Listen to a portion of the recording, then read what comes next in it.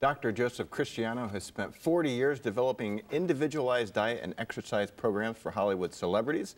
He's also a former Mr. Florida and author of several books, including the Bloodtype Diet series, which I have here. It's 4 books. Thanks so much for coming on the Harvard Show, Dr. Joe. I want to start, first of all, with very basic, okay, blood type diet.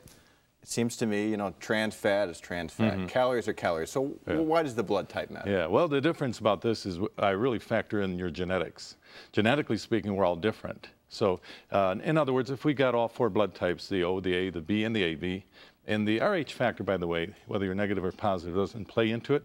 But if we all sat down and ate the same meal, within maybe an hour, 2 hours later, we all start to experience something different. One of us has a lot of energy, whereas another one kind of, you know, tired, kind of feeling real sleepy. Another one maybe has a little party going on down here. And it just shows that at the cellular level, our bodies respond differently. So your genetics really determine what foods work best for you. And so in the books, of course, I've done all the homework and laid it out so that all you have to do is follow that and then listen to your body, and your body really tell you what works best for you. So let's start with some examples of you know, certain ingredients and how each blood type would react differently. Okay, let's take the most common, which is a type O. Type O represents 50%. In fact, I'll compare 2. Okay. The A, that represents 40. Okay, so there's 90% of the world population. The O does very well eating red meat as a source of protein. Now we hear, oh no, to stay away from red meat. But in fact, red meat, lean red meat, will actually lower your cholesterol as a type O, give you energy, and also lower your cholesterol levels. That's powerful. Now, you give that same red meat meal to the type A, the opposite happens because, one, they can't break down the red meat very well, and it causes a lot of toxicity in the colon. But they have a predisposed sluggish blood, the type A, and consequently, this contributes to that. And our studies show us that most cardiac patients are type A's. And so the very meat that is beneficial and healthy for a type O actually is detrimental for one's health as far as a type A. So you'd want to avoid that food. And I list these foods. In other words, a food is either beneficial, neutral, or avoid. And I never mention junk food. I'm just talking about our staples. Again, you look at the O and the A, and it will say dairy and pasta or wheat for the A and the O are what we list as avoid foods. Now, I know people right away when they get my book, they look right at what they can't have. Because we're conditioned to believe that when we're on a diet, we're restricted. And I really don't want people to think this way. What I want them to understand is this is a more intelligent way of eating. You're making food selection based on the way your chemistry responds. Now, you don't have to go into the biochemistry of it all because I've done that work.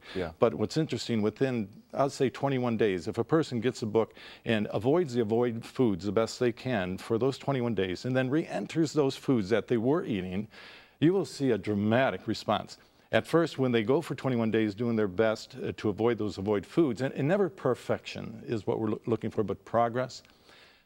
For example, type A's that have elevated blood cholesterol, I've seen a patient of mine drop from 300 to 200 just by removing chicken from their diet. Wow. Chicken meat for the type AB, that is, I'm sorry, the type AB, it's an avoid food because of the protein lectin. It's a protein molecule that works against their chemistry. And in this case, it raises their cholesterol because it attaches to their blood lipids.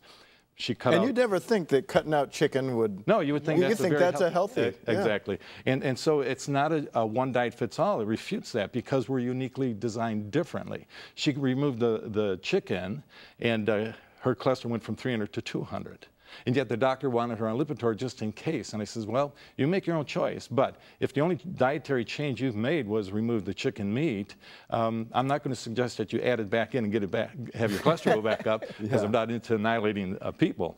Well, most people don't even know their blood type. Right. So how can we find out? Well, about 40–50% don't know. I know that I'm a B. A B, okay. I don't know what I am. In fact, I realized that when I opened these books. That's right. Well, you know, people, if they donate blood with the Red Cross, they can get it immediately. Our patients tell us that when they go to their doctors, they don't have it on file. So we happen to have a home blood typing kit that we offer. It's very inexpensive. You prick your finger, and within minutes, you know what your blood type is. So that's another way of doing it. Military people on their dog tags, they have it. But you can get it that way. You go to my website and order it. But the idea is once you know your blood type and you start following this approach to eating, and I have an 80-20 rule because I'm over here in the ideal world, but the real world says, Dr. Joe, you know, I can't do this and that. Okay, I'll meet you halfway without compromising. So an 80-20 rule says, look, if you can work your way up to making food selections, beverages, and everything, 80% of the time, 20% can be for taste alone. It won't interfere with your health. It won't interfere with your weight if weight is your goal. And by the way, when it comes to losing weight, we got to remember that's a symptom. That is not the root cause. There's something causing a person to be overweight. And when you start making food selections for your blood type, if you're overweight, you're going to drop weight automatically because your body is naturally trying to reach its ideal weight. It's not a matter of what the general consensus says that if you're male, you should weigh this, if you're female, this, but rather you're unique. And so your body will get you there if you just follow this approach eating. And after a while, it's amazing that you find out that it's not a matter of being good or bad because somebody factored that emotion into this thing. We're not being good or bad, we're being smarter. And when we start eating this way, our body becomes detoxed. So when we enter those foods that we list as avoid, your body goes through a terrible negative response from diarrhea to headaches to stomach aches.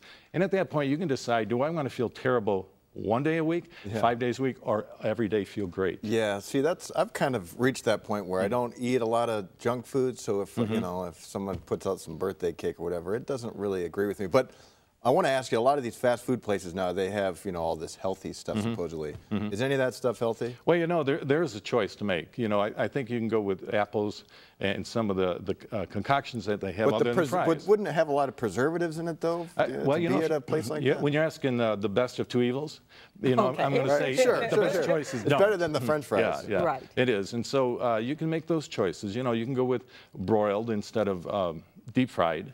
So if you're on the go, if you're a mom, you know, shopping for the kids, or you got to meet them at soccer field, if you grab something like that, there are ways to be healthier in your choices. But ideally, it starts at home. Good health is, it really starts at home. It's up to the moms, the dads, or the caretakers to learn a little bit more, pass it on to the kids so that the entire family learns some of these healthier practices so that in the long run, we're not talking about a 90-day makeover to get, you know, drop 40 pounds, but rather how to get on the right track and be able to do that for the rest of my life so my life is healthier, so we can enjoy a better quality of life. And so our kids, like today, are experiencing all these premature illnesses like diabetes and elevated blood pressure and cholesterol. These are our teens and tweens, and the Surgeon General said that this may be the first generation of kids that might not outlive their parents. Wow. So moms and dads, it's real important to start at home.